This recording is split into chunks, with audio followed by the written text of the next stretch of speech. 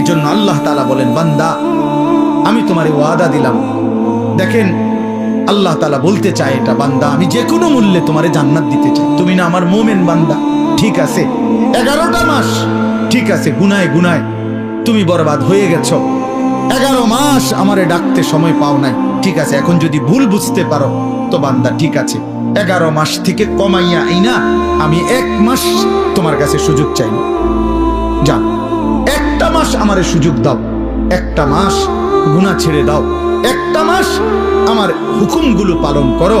আমি 1 মাসেই লাআল্লাকুম তাত্তাকুন মুত্তাকি বানিয়ে দেব, জান্নাতি বানিয়ে দেব।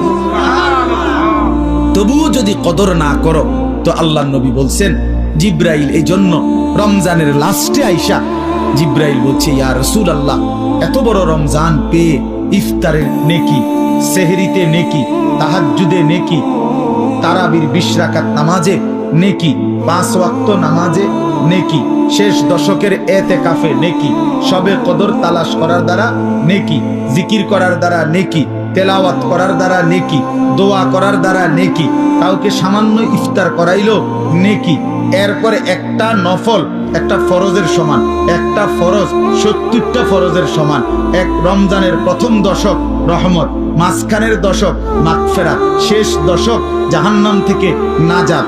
আল্লাহ বলেন জিব্রাইলের মাধ্যমে, নবী এত কিছু দিয়াও যেই বেঈমান রে মন গলাইতে পারলাম না, তারে আমি ভালো করাইতে পারলাম না, আমার দিকে ফিরাইতে পারলাম না, তার উপরে আমি আল্লাহর লানত, আমি ফেরেশতারও লানত। তো নবী বলে আমিন, হ জিব্রাইল আমি মুহাম্মাদেরও লানত।